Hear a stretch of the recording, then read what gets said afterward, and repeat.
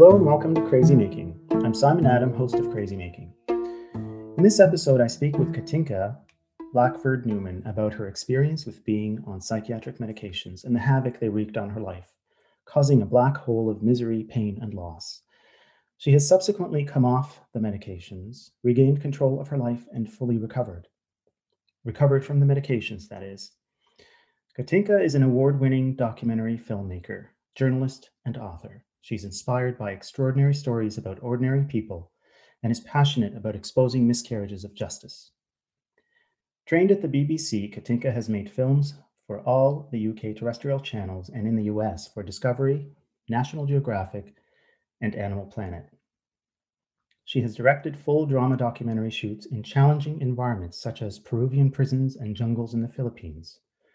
Her work includes intimate observational documentaries on sensitive subjects such as child abuse, addiction, incest, and murder within a family. Awards and nominations include the Mental Health Media Award, Broadcast Best Documentary, BAFTA Best Factual Documentary, and an International Emmy.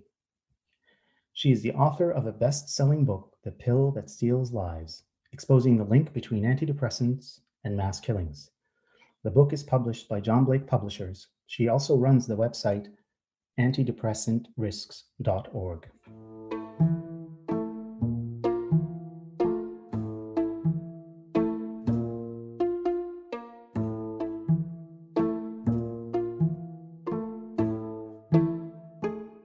Katinka, welcome to the show. Hi, Simon. I'd like to start by asking you a little bit about your experience, Katinka. You have written the book, The Pill That Steals Lives. Tell us exactly how the pill stole your life. Okay, well, that goes back to 2012. Back then, I had no knowledge of antidepressants or the pharmaceutical industry at all. But I was going through a divorce. I hit a crisis when the family home had to be sold. I couldn't sleep. I had some sleeping tablets. They ran out. I went to my GP. He couldn't help. I eventually, because my ex-husband had private health insurance, I went to a psychiatrist who actually put me on an antidepressant. So little did I know that I was one of the few people who have a very extreme adverse reaction to antidepressants. So I was given escitalopram, which is also known as Lexapro, and within hours, I had a bad reaction. I had akathisia, the inability to keep still, and within a day, I went into a full-blown psychosis. So I was hallucinating wildly. I thought that I'd killed my children. I remember seeing myself as if from above, as if I'd stabbed myself. What actually happened is that I did actually stab myself. I have no recollection of it whatsoever, but I apparently took a kitchen knife and I stabbed myself and thought that I'd stabbed the children, which is where the delusion began, that I'd killed the children. And so I remember looking at the TV and just turning it on, just thinking, oh my God, there's going to be news reports of me killing the children. So anyway, my children at the time, they were 10 and 11. They were very alarmed. They called my sister, who took me to a private hospital, again, covered by the private insurance that my ex-husband had. So I was still completely delusional. And when the psychiatrist interviewed me, I said, well, there's a suicide pact with God. I'm going to kill myself so that my ex-husband can have the children. And I also was talking about the fact that there were cameras in the ceiling. Fortunately, I didn't take any more of the escitalopram, and within 2 days I was back to normal. But of course, they didn't recognize that it was a side effect to the pill. So whilst I had some kind of inkling that it could have been, I mean, for me, it was sort of impossible to understand that a prescription pill could have that sort of effect. So at the time, I thought somebody must have spiked my drink with acid. I mean, I had no idea what had happened to me, really. It was really just, I woke up with this stabbed arm, and as if I'd had some terrible bad dream. So anyway, they, of course, threatened to section me if I left. And I was fine for about 24 hours. But of course, they thought that I had psychotic depression. That's what the diagnosis they gave me. And so they immediately gave me antipsychotics and antidepressants. So, of course, if you react badly to one, you're probably going to react badly to all of them. So it began a spiral of decline. Immediately, I had akathisia again. It was absolutely agonizing. If anybody listening has experienced akathisia, it is absolute torture. You can't keep still. And so I was in and out of that private hospital for the best part of a year. I remember they just kept on piling on more and more diagnoses, more and more drugs. So I was on pretty much every antidepressant and antipsychotic in the course of that year. There was a particular point, I remember 2 months after I had become ill, when they put me on olanzapine. I think you call it Zyprexa. And at that moment, I went from being extremely ill to being completely catatonic. I mean, I could not get out of bed. I couldn't do the simplest thing. Like, I couldn't write an email. I couldn't go to the shops because I forget why I was going. I just became a total wreck. I had to have a 24-hour carer who had to dress me because I couldn't dress myself. And all the time they were saying, "You're very depressed. This is depression, psychotic depression, bipolar," just about every other. I was given every diagnosis in the book, and then they were piling on lithium and other medications as well. So this went on for a year, in which time I literally lost everything. My children, of course, didn't want anything to do with me because I had become a total wreck. I've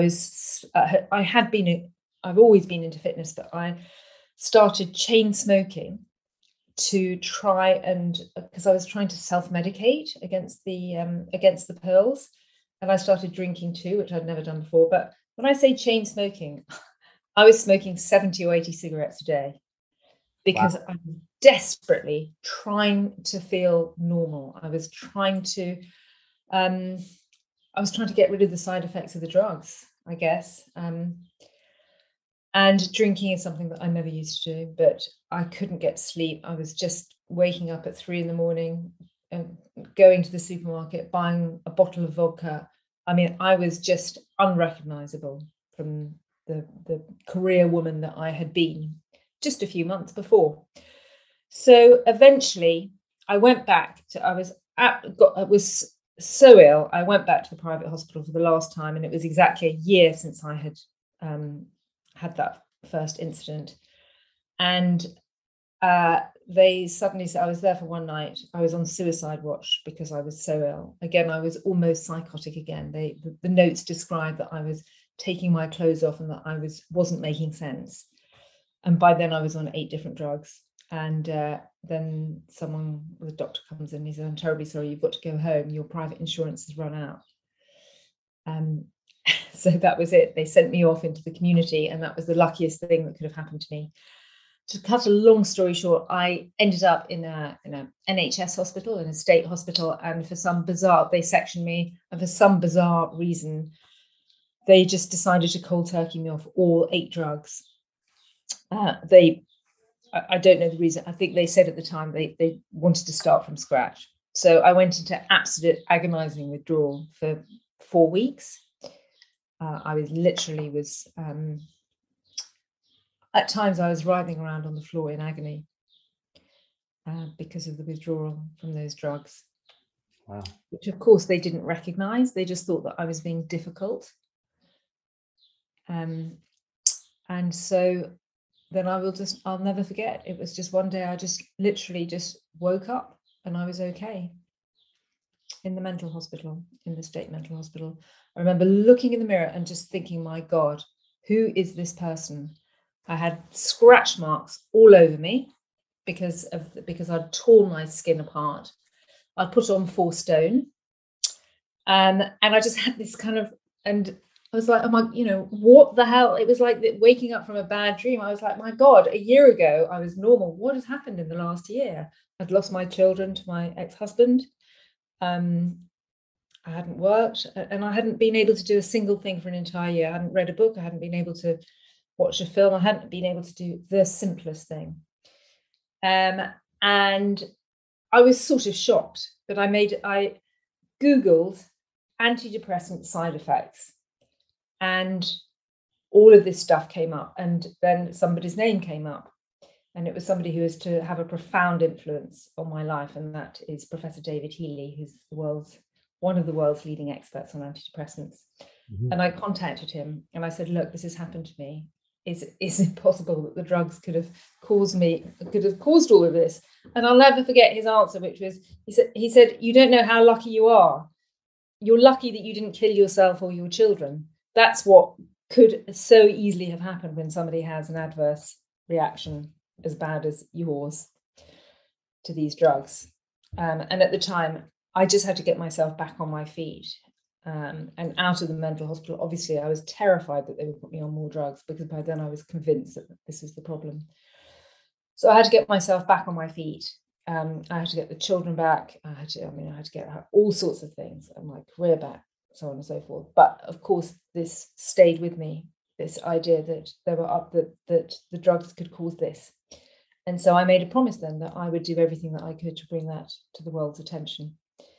So, and that's what I spent the next few years doing. The research that I did, I couldn't believe the stories that I came across of people who are in jail for courts around the world who have ruled that people have killed their kids because of these drugs as a direct result. The fact that drug companies have known this for many years. All of this stuff came out. I couldn't believe it. And so that was what made me want to share not just my story, but the story of others by writing my book, which was then made into a BBC documentary. The research from that was made into a BBC documentary about how these pills can. It was called A Prescription for Murder, a BBC documentary. So that's a very long answer, Simon, to that question. It's a comprehensive answer. It's the answer I was looking for. Thank you. Wow. It's really hard to follow that up with a question, isn't it? So as you say, as a result of your experience, you want to bring attention to this phenomenon and share your experience and help others. And obviously, you've done so much by writing and publishing, and also producing film and this new website that you've just established. What are you able to talk to us a little bit, Katinka, about what you're up to these days, what your work is doing? Well, I work as a documentary film director, so I'm working on completely unrelated projects. But the thing that has excited me the most has been creating a website called antidepressantrisks.org. And so I've been very lucky to collaborate with some very special people, including Professor David Healy, who has supported the site enormously. And actually it sprung from his idea, which was to create a memorial wall for people who had lost relatives to antidepressants. And so in antidepressantrisks.org, there's a stolen lives section, and people can post their stories if they've been harmed by antidepressants, and also the stories of people whose lives have been lost. So there are people whose relatives have died by suicide, and there are also stories of homicide as well. I've met a number of people who sadly isn't the word, tragically had a psychotic episode because of antidepressants, like I did. And for some bizarre reason, and nobody, I suppose, knows the actual reason, but when people become psychotic from antidepressants, the way that psychosis goes is that they start to hallucinate, and they start to hallucinate about killing either themselves or other people or both. And so quite often it results in other people being killed. And so I have had the privilege of being able to tell the story of a number of people who have tragically killed their children or those close to them. So antidepressantrisks.org has got a stolen lives section. And so in that way, I think it might be slightly different from other antidepressant awareness sites, in that it is an opportunity for people to be able to post their stories. It's really a platform for people to be heard. At the same time, it also has quite a lot of resources. So it's a bit of a one-stop shop where people can learn about the best books to read on the subject, the best films. There's links to films about antidepressants, and there's quite a lot of information and links to other organizations who are specialists in helping to people withdraw from antidepressants, or all sorts of other things as well. Yeah, I had a chance to go through your website, and it's really, this memorial wall, as you call it, is really quite powerful. I invite those interested listeners to peruse through it, the Stolen Lives section. It's really, really quite powerful, very visceral. Katinka, if you had one big problem to articulate with psychiatry, or one bone to pick with psychiatry, what would it be? Am I only allowed one? You're allowed one big one and maybe one or two other smaller ones. Okay. Gosh, where do I start?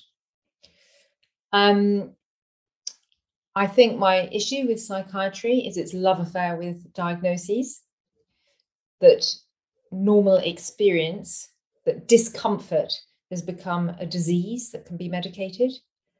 I'm sure a lot of your listeners will know what I'm talking about, and about the DSM, the fact that in 1950 there were only 80 psychiatric disorders, including, by the way, homosexuality. Now there are 297, and so these are disorders that a task force of psychiatrists have voted for, and so you get disorders like hair pulling out disorder or social anxiety disorder. Mm-hmm. So what I wish is that at the time, I mean, I'm very lucky, only a year of my life was stolen, and I'm very aware that many people, including your listeners, have had many years of their lives devastated by these drugs. Mm-hmm. But I wish that somebody had just said, you know what, you're sad, you're really upset because you're going to lose your family home.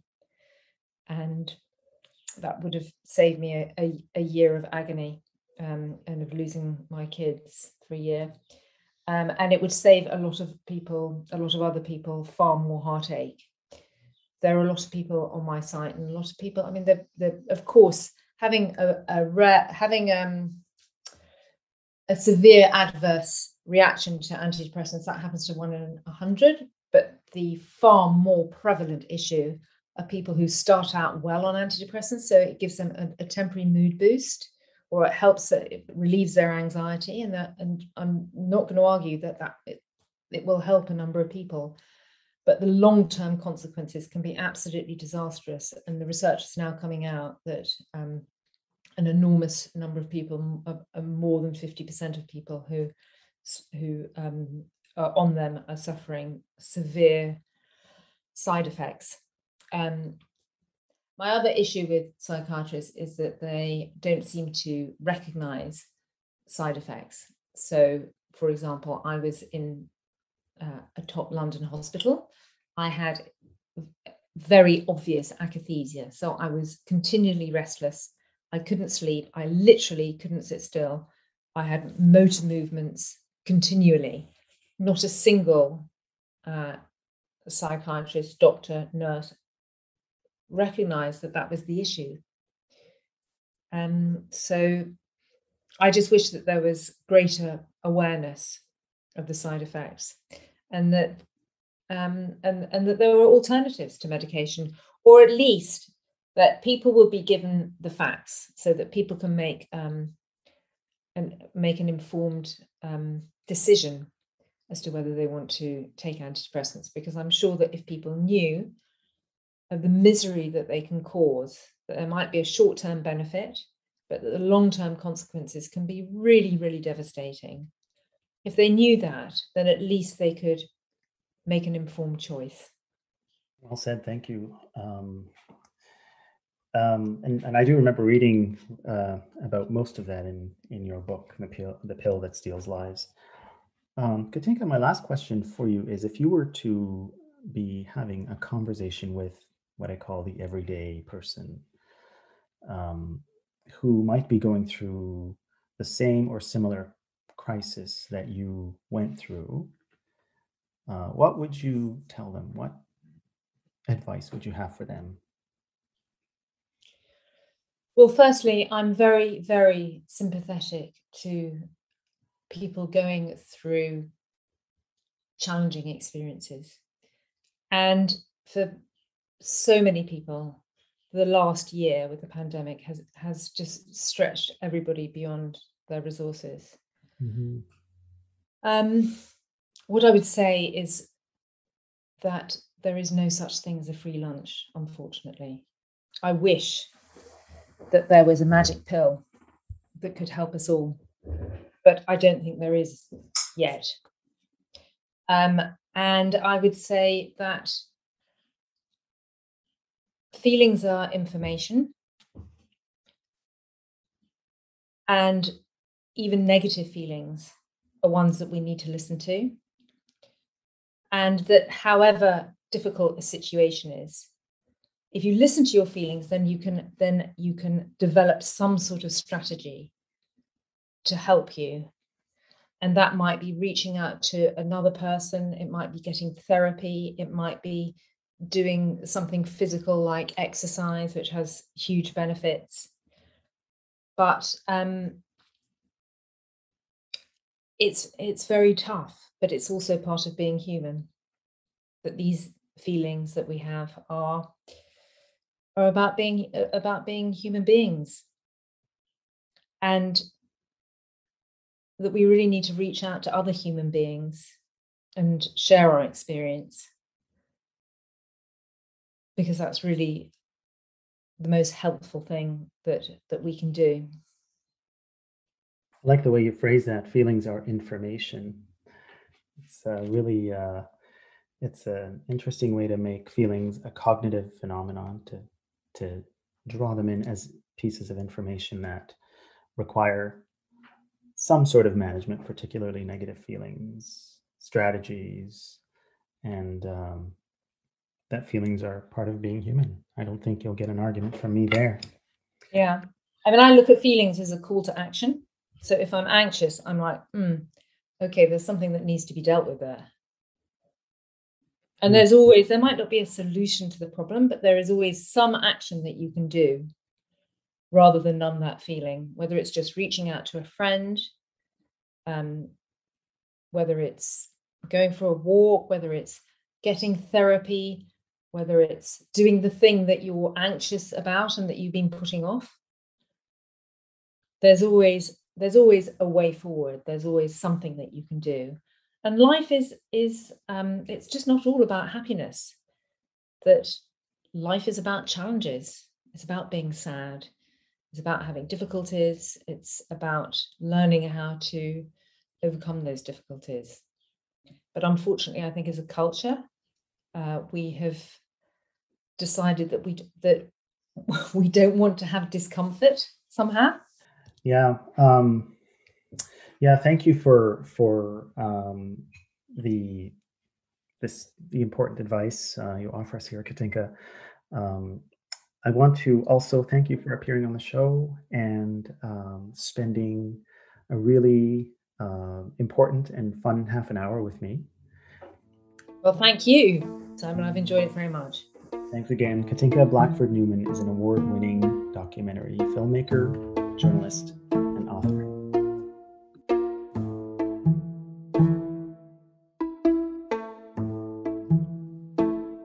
Subscribe and listen to us wherever you get your podcasts. Reach out to us by email at crazymaking@yorku.ca. That's crazymaking@yorku.ca. And follow us on Instagram at crazymakingpodcast. Thanks for listening.